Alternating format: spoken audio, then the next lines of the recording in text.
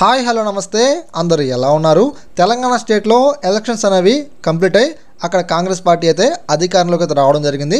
Next మిగిలిందలా మన ఆంధ్రప్రదేశ్ స్టేటేనండి. రాబోయే 2-3 నెలల్లో మనకి ఆంధ్రప్రదేశ్ స్టేట్లో ఎలక్షన్స్ అనేవి స్టార్ట్ అవబోతున్నాయి. ఇదే సిచ్యువేషన్లో మన యొక్క గవర్నమెంట్ సంస్థ వారు ఎవరైతే ఓటు హక్కు కలిగి ఉన్నారో వీటికి సంబంధించి అంటే ఓటర్ లిస్ట్ను మనకైతే విడుదలైతే చేయడం జరిగింది.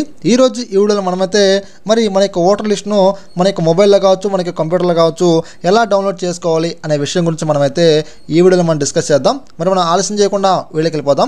అంతకన్నా ముందుగా మీరు కనుక మొదటిసారి కనుక మనకి యూట్యూబ్ ఛానల్కి వచ్చినట్లయితే మీరైతే తప్పకుండా మనకి యూట్యూబ్ ఛానల్ని సబ్స్క్రైబ్ డైలీ ఫాలో అండి. ఫ్రెండ్స్, మీకు మొబైల్లో కావచ్చు, మీకు కంప్యూటర్లో కావచ్చు, మీరైతే గూగుల్ సెర్చ్లోకి వచ్చేసి CEO ఆంధ్ర అని చెప్పేసి మీరైతే టైప్ చేసి సెర్చ్ చేయండి. ఇక్కడ మనకు స్టార్టింగ్లో చీఫ్ ఎలక్టరల్ ఆఫీసర్ వెబ్సైట్ అని చెప్పేసి మనకు కనిపిస్తూ ఉంటుంది.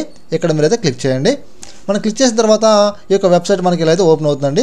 సో మనకేంటంటే ఓటర్లకు సంబంధించి అన్ని సమాచారం కూడా మనకి ఇక్కడైతే డిస్ప్లే అయితే అవుతూ ఉంటుంది అన్నమాట. ఫ్రెండ్స్, ఇక్కడ మనకు స్టార్టింగ్లో కొన్ని ఆప్షన్లు అయితే కనిపిస్తూ ఉన్నాయి కదా, PDF ఎలక్టరల్ రోల్స్ అని చెప్పేసి. ఇక్కడ మనం డౌన్లోకి వచ్చినట్లయితే అసెంబ్లీ కాన్స్టిట్యున్సీ అని చెప్పి కనిపిస్తూ ఉంటుంది. ఇక్కడ మనం జస్ట్ అలా మౌస్ని ట్యాప్ చేసినట్లయితే దీనికి ఆపోజిట్లో మనకు డ్రాఫ్ట్ SSR ఎరోల్ 2024 అని చెప్పేసి మనకు చూపిస్తుంటుంది అన్నమాట. ఇక్కడ మనం క్లిక్ చేయాలి. మనం క్లిక్ చేసిన తర్వాత సో మనకైతే సెర్చింగ్ అయితే అయ్యి మనకు నెక్స్ట్ పేజ్లోకి అయితే ఇలా తీసుకురావడం జరుగుతుందండి. ఎలక్టోరల్ రోల్ అని చెప్పేసి ఇక్కడ స్టేట్ అండి, ఆంధ్రప్రదేశ్ స్టేటు. అంటే మనకు ప్రస్తుతానికి ఈ యొక్క ఎలక్షన్స్ అనేవి మిగిలిన ఆంధ్రప్రదేశ్ స్టేట్ వాళ్ళకే కదా, అందుకని చెప్పేసి మనకు ఆటోమేటిక్గా ఆంధ్రప్రదేశ్ అని చెప్పేసి మనకైతే రావడం అయితే జరిగింది. తర్వాత ఇక్కడ డిస్టిక్ అండి, ఇక్కడ మీరు క్లిక్ చేసినట్లయితే మీది ఏ డిస్టిక్ ఆ యొక్క డిస్టిక్ మీరు సెలెక్ట్ చేసుకోండి. తర్వాత అసెంబ్లీ కాన్స్టిట్యున్సీ అండి. సో మీకు అసెంబ్లీ కాన్స్టిట్యున్సీ అనమాట. మీకు అసెంబ్లీ కాన్స్టిట్యున్సీ ఏదో మీరైతే ఇక్కడైతే క్లిక్ అయితే చేసుకోండి. సో మీరు క్లిక్ చేసుకున్న తర్వాత సెలెక్ట్ ఏ లాంగ్వేజ్ అండి. సో ఇక్కడ మీకు కనిపిస్తుంది కదా, సో ఇక్కడ మీరు ఏం చేస్తారంటే సెలెక్ట్ లాంగ్వేజ్ మీరైతే క్లిక్ అయితే చేయండి. మనకు బఫరింగ్ అయితే అవుతుంది. నెక్స్ట్ మనకు సెలెక్ట్ ఏ లాంగ్వేజ్ అని చెప్పేసి అడుగుతుందండి. ఇక్కడ మీరు క్లిక్ చేసినట్లయితే ఇంగ్లీష్ తెలుగుని అడుగుతారు. అంటే మీరు డౌన్లోడ్ చేసి ఏదైతే PDF ఉందో ఆ యొక్క PDF అనేది తెలుగులో రావాలా, ఇంగ్లీష్లో రావాలని చెప్పేసి. సో నాకేంటంటే ఇంగ్లీష్ వచ్చినా పర్లేదు, తెలుగులో వచ్చినా పర్లేదు, కానీ మీకోసం నేనేం చేస్తానంటే తెలుగు రావాలని చెప్పేసి నేనైతే క్లిక్ చేస్తున్నాను. ఇక్కడ క్లిక్ చేసిన తర్వాత ఇక్కడ మనకు డౌన్లో ఒక క్యాప్చర్ అయితే అడుగుతుందండి. ఆ యొక్క క్యాప్చర్ని మీరైతే ఖచ్చితంగా అయితే ఎంటర్ అయితే చేయాలన్నమాట. సో ఎందుకంటే మనకేంటంటే ఈ యొక్క క్యాప్చర్ మనం ఎంటర్ చేస్తేనే ఇక్కడ మన డౌన్లో ఉన్న PDF ఏదైతే ఉందో ఆ యొక్క PDF మనకైతే డౌన్లోడ్ అయితే అవడం అయితే జరుగుతుంది అన్నమాట. గుర్తుపెట్టుకోండి. మరి ఇక్కడ సబ్మిట్ లేదు కదా బ్రదర్ అని చెప్పేసి మీరైతే అడగచ్చు. సో వాళ్ళు మనకైతే సబ్మిట్ బటన్ అనేది మనం ప్రొవైడ్ చేయలేదు. సో ప్రొవైడ్ చేయకపోయినా సరే దీన్ని వాళ్ళు వ్యాలిడ్గా తీసుకొని మనకు డౌన్లోడ్ చేయడానికి మనకైతే పర్మిషన్ అయితే వాళ్ళైతే ఇవ్వడం జరుగుతుంది అనమాట. ఫ్రెండ్స్, మీరు ఇక్కడ డౌన్లోకి వచ్చినట్లయితే మనకు లాట్ ఆఫ్ అండి చాలా మనకు మండలాలు కనిపిస్తూ ఉంటాయి అనమాట. సో మీరు నెక్స్ట్ పేజ్కి వెళ్ళొచ్చు. చూడండి, ఇక్కడ మనకు చేంజెస్ అయినా అవుతూ ఉన్నాయి. మొత్తం కూడా మనకేంటంటే 264 అండి. అంటే మనకు 14 పేజెస్ ఉన్నాయన్నమాట. అంటే ఆ యొక్క కాన్స్టిట్యున్సీలో సో ఇన్ని అసెంబ్లీ బూతులకు సంబంధించి మనకు ఇవన్నీ కూడా డీటెయిల్స్ అనమాట. ఇవన్నీ ఇప్పుడు మనం ఏం చేద్దామంటే ఒక ఏరియాని సెలెక్ట్ చేసుకొని డ్రాఫ్ట్ రోల్ 2024 అని చెప్పేసి కనిపిస్తుంది కదా, ఇక్కడ మనమైతే క్లిక్ చేద్దాం.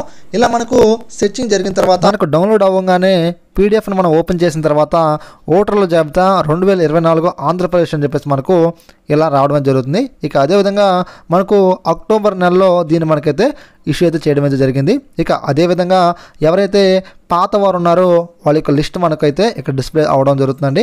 కొత్తగా ఎవరైతే అప్లై చేసుకున్నారంటే మనకు డిసెంబర్లో, నవంబర్లో ఎవరైతే అప్లై చేసుకున్నారో వీళ్ళందరికీ లిస్ట్ అనేది ఇంకా అప్డేట్ అయితే అవ్వలేదన్నమాట.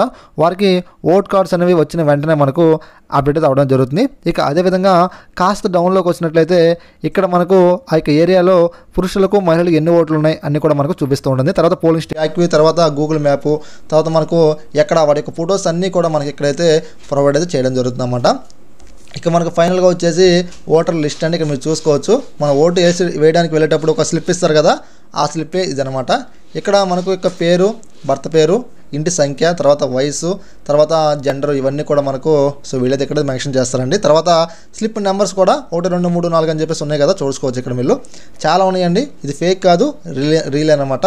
ఫ్రెండ్స్, ఇక్కడ మీరు క్వశ్చన్ రైట్ చేయవచ్చు. ఆ క్వశ్చన్ ఏమిటంటే బ్రదర్ ఇక్కడ ఫోటో అవైలబిలిటీ లేదని చెప్పేసి చూపిస్తున్నారు ఏంటి బ్రదర్ అని చెప్పేసి మీరు క్వశ్చన్ అయితే రైట్ చేయొచ్చండి. సో మనకేంటంటే ఇది పబ్లిక్ లాగిన్ కాబట్టి సో అందరూ కూడా ఎవరు కూడా ఫొటోస్ అనేది చూడకూడదు అనే ఉద్దేశంతో మనకి ఇలా వీళ్ళైతే పెట్టడం జరిగిందన్నమాట. సో ఆథరైజ్డ్ ప్రభుత్వానికి సంబంధించిన ఏవైతే లాగిన్స్ ఉన్నాయో వాళ్ళు మాత్రమే యాక్సెస్ చేయగలరండి మనకి ఫొటోస్ అనేవి, ఇవన్నీ కూడా అనమాట. ఓకే ఫ్రెండ్స్, మీకైతే మ్యాటర్ ఫుల్గా అర్థమైంది అనుకుంటున్నాను. ఇలాంటి ఎన్నో ఇన్ఫర్మేషన్ వీడియోస్ కోసం మీరైతే తప్పకుండా సాయి థింగ్స్ యూట్యూబ్ ఛానల్ని subscribe daily follow. Thanks for watching. మళ్ళీ కలుద్దాం. బాయ్.